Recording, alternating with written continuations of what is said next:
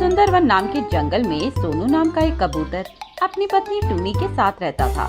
कालू की पत्नी टूनी ज्यादा सुंदर नहीं थी, वह बहुत काली थी, जिस कारण सोनू उसे जरा सा भी पसंद नहीं करता था। वह दिन रात उसे उसके काले रंग के लिए ताने दिया करता था। और तो और टूनी की सास भी टूनी का जीना हराम करके रखती थी। दोनों माँ बेटे टूनी को हर समय कोसते रहते थे। एक दिन की बात है, बेटा सोनू, क्या किया जाए इस टूनी का। तेरे बाबूजी तो मर गए और छोड़ गए इस कलयूटी को हमारी छाती पर मूंग दलने को। मैं अपनी सहेलियों की बहुओं को देखती हूँ तो खुद पर शर्म आ जाती है। उन सभी की बहुएं बहुत ही सुंदर और गोरी गोरी हैं, और यह मेरे इकलौते बेटे की पत्नी इतनी काली। शर्म तुम्हें नहीं माँ, मुझे भी आती है। मेरे सभी दोस्तों की पत्नियाँ एक से एक हैं और कितनी सुंदर, और यहाँ मेरी पत्नी देख लो, उल्टा तवा भी इससे गोरा लगता होगा। हाँ बेटे, पर अब हम क्या कर सकते हैं। तेरे बाबूजी जो इसे तेरे पल्ले बांध गए। नहीं माँ, मेरा तो इसके साथ रहने का एक पल भी जी नहीं करता। वो तो बाबूजी की वजह से मैं इसे झेल रहा था, पर अब बहुत हुआ। अब मैं इसे एक पल भी बर्दाश्त नहीं कर सकता। ठीक है, तो तू ही बता क्या करूँ मैं इसका, कैसे इससे छुटकारा पाया जाए, तू ही बता दे अब। माँ, मुझे अपने ऑफिस में एक चिड़िया पसंद है। वह बहुत ही सुंदर है और अमीर भी, और वो मुझसे प्यार भी करती है। बस हम दोनों के बीच ये टूनी की दीवार बनकर खड़ी है। कुछ करो ना माँ इसका। ठीक है, वो तू सब मुझ पर छोड़ दे, मैं सब कर दूंगी, पर पहले तू अपनी गर्लफ्रेंड से तो मिलवा मुझे। ठीक है माँ, कल आपको उससे मिलवाने चलता हूँ। तभी चाय लेकर टूनी आ जाती है। लीजिए, चाय नाश्ता कर लीजिए सोनू जी। मैंने कितनी बार तुझसे कहा है, जब भी मैं कहीं बाहर जाया करूँ तू मेरे सामने मत आया कर। तुझे देखते ही मेरा सारा दिन बर्बाद हो जाता है। पता नहीं किस मनहूस घड़ी में मेरे पापा ने तुमसे मेरी शादी करवा दी। यह सुनकर टूनी बहुत रोने लगती है। चल, अब अपने नकली आंसू मत दिखा और घर जाकर काम कर।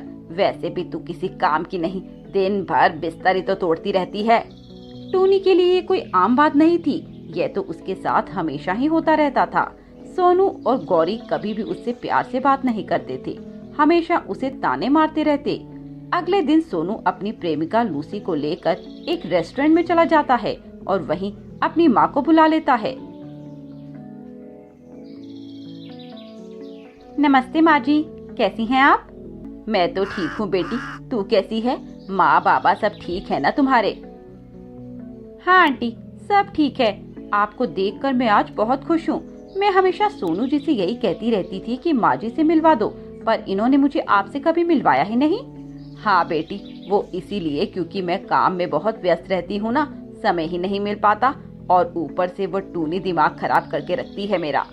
माँ जी, आप चिंता मत करिए, एक बार मेरी सोनू जी से शादी हो जाए, फिर हम दोनों सास बहू मिलकर उस टूनी की तो अकल ठिकाने लगा देंगे। हाँ बहू, तू जल्दी से आजा मेरे घर। वैसे भी उस काली बहू को देख देख कर मेरा आधा खून वैसे ही जल चुका है।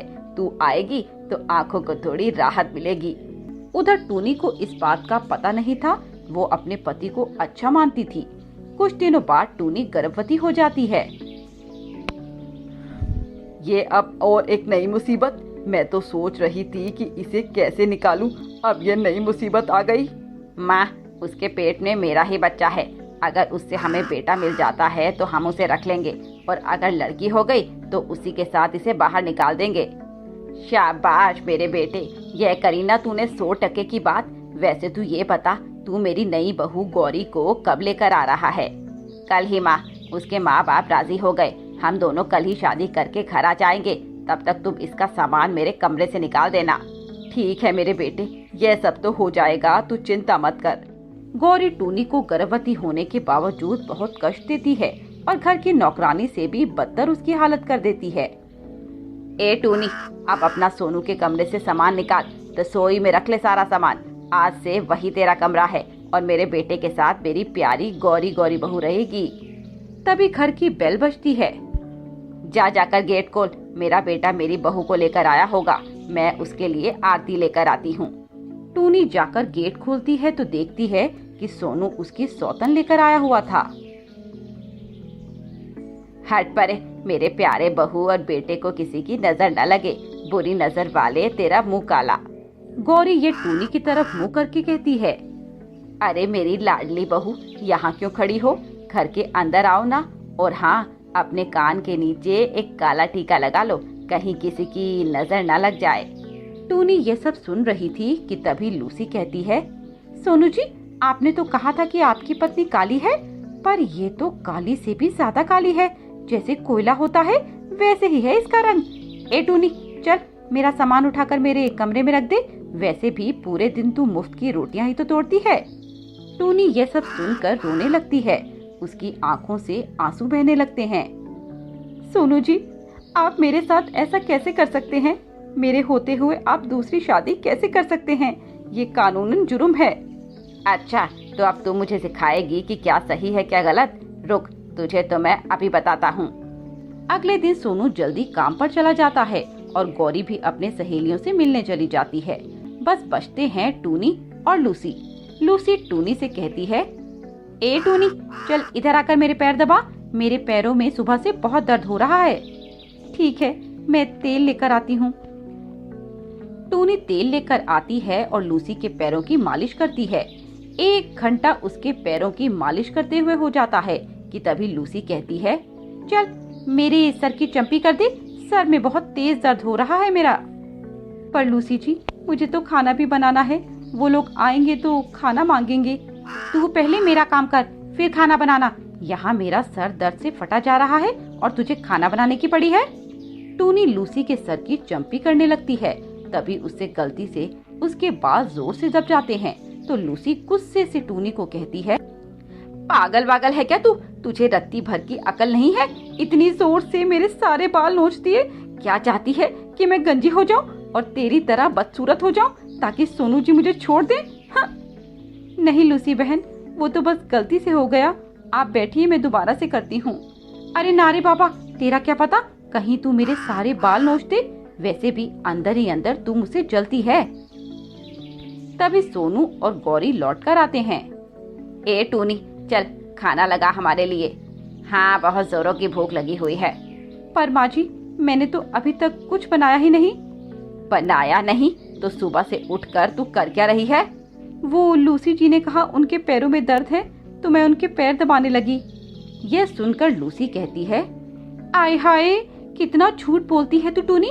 मैंने भला तुझसे कब कहा कि मेरे पैरों में दर्द है और मेरे पैर दबा दे? हे भगवान, तुम्हें इतना झूठ बोलना नहीं चाहिए। क्यों रे, अब तू झूठ भी बोलने लगी है? आपको पता है, अभी तक ये घोड़े बेचकर सो रही थी और आपके जाते ही जगी है। क्यों री, घर के काम नहीं होते तुझसे? तुझे पूरा दिन आराम करने को चाहिए क्या? माँ, लगता है इसको खुराक की जरूरत है, इसके बिना इसका काम नहीं चलता। सोनू फिर से अपनी बेल्ट उतारता है और टूनी को मारने लगता है। टूनी को पिटता देख लूसी बहुत खुश होती है। लूसी के आने से टूनी के दिन और बुरे हो गए थे।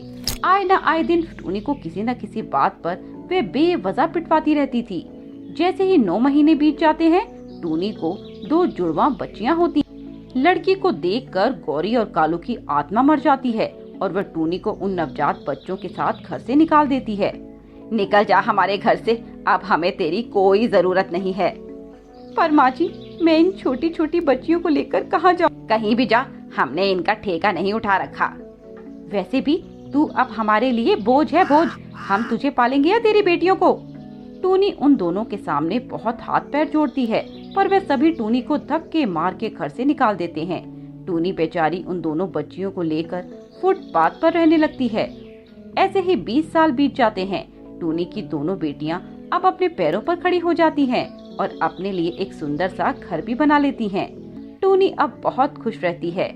उसकी बेटियां उसके बेटों की तरह ख्याल रखती थी और उधर लूसी को इतने सालों से कोई बच्चा नहीं होता। सोनू बेटा, इस लूसी को एक बेटा तो छोड़, एक बेटी तक नहीं हुई। लगता है ये बांझ है, बांझ। हाँ माँ, मुझे भी यही लगता है। देखो ना, हमारी शादी को 20 साल हो गए, अभी तक इसको एक बच्चा नहीं हुआ। इसमें ही कुछ खोट है माँ। तो क्या करें इसका? करना क्या है माँ, इसे घर से बाहर फेंक दो। वैसे भी ये हमारे किसी काम की नहीं है। कहते हैं न, जैसी करनी वैसी भरनी। जिस तरह लूसी ने टूनी को बोझ कहकर घर से निकाला था, उसी तरह अब लूसी भी सोनू और गौरी पर बोझ बन गई थी। ये ले अपना सामान और निकल जा हमारे घर से। अब हमें तेरी कोई ज़रूरत नहीं है। तू हमारे लिए सिर्फ एक बोझ है, बोझ, और कुछ नहीं। लूसी अपना सामान उठाकर घर से निकल जाती है और फुटपाथ पर भीख मांगने लगती है।